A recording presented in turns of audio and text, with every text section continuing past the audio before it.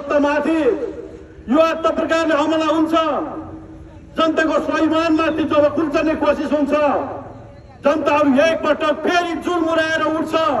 हामीले यो सुरुवात गरेका छौं।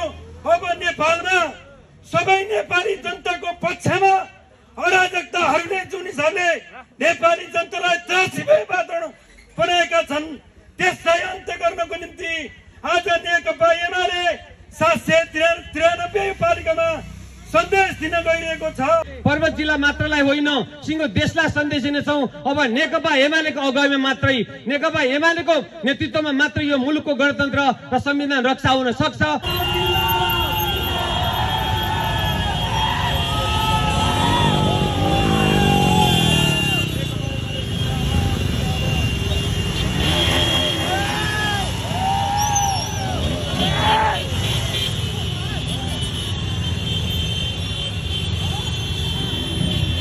सत्तामाथि यो यस्तो प्रकारले हमला हुन्छ, जनताको स्वाभिमानमाथि जब कुल्चने कोसिस हुन्छ, जनताहरू एकपटक फेरि चुरमुराएर उठ्छ।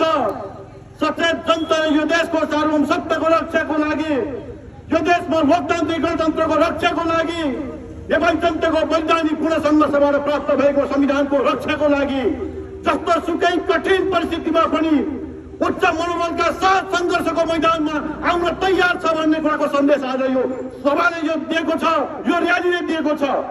हामी आज अरबको ठाउँमा नेपालको माटोभित्र भएको तेल घर घरमा पुर्याउन चाहन्छौँ, ग्यास घर घरमा पुर्याउन चाहेका छौँ।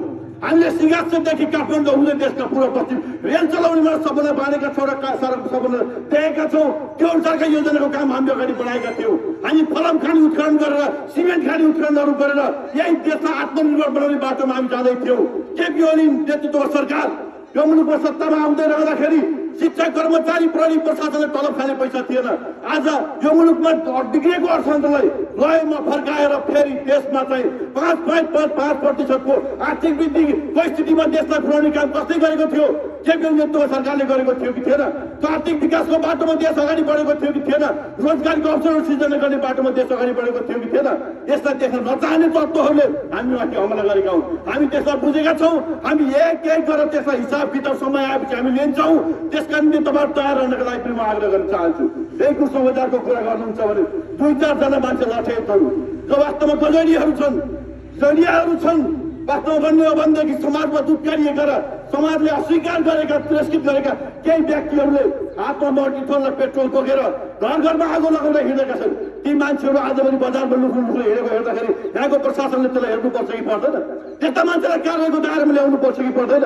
होइन भनेदेखि त्यस्ता अपराधीहरूको मनोबल बढ्दै गयो भने आज त हामी एकाध मान्छेको घर चल्यो होला, भोलि यहाँ कुनै व्यापारिक घरना सुरक्षित हुन सक्छ, कुनै कार्यालयहरू सुरक्षित हुन सक्छन्, कुनै ब्याङ्क वित्तीय संस्था सुरक्षित हुन सक्छ।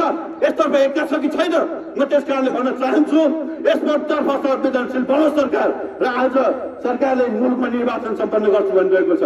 दुर्भाग्य, देशमा निर्वाचन गराउँछु भनेको सरकार के गर्दैछ?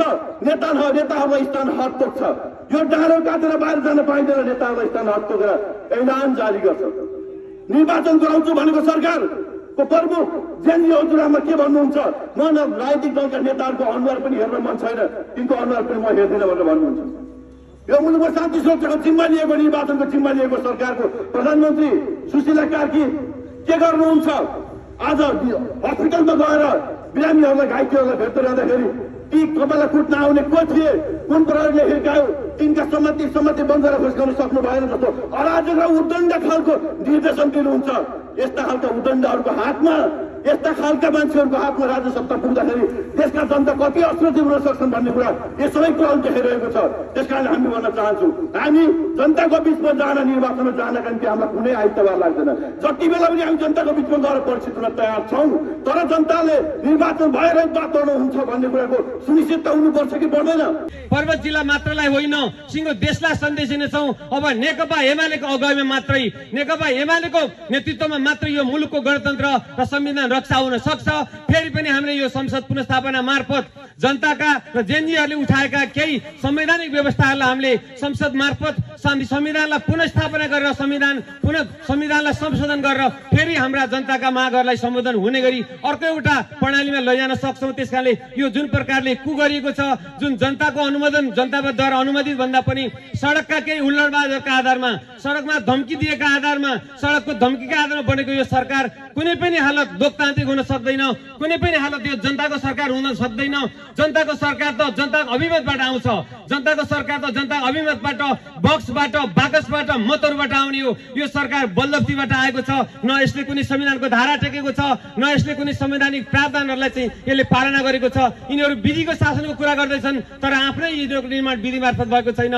यिनीहरू सुशासनको कुरा गर्दैछन् तर 2 महिना भइसक्यो सरकार गठन भएको, अहिलेसम्म पनि यो सरकारका मन्त्री प्रधानमन्त्रीहरूको तपाईँले सम्पत्ति सार्वजनिक भएको पाउनु भएको छ।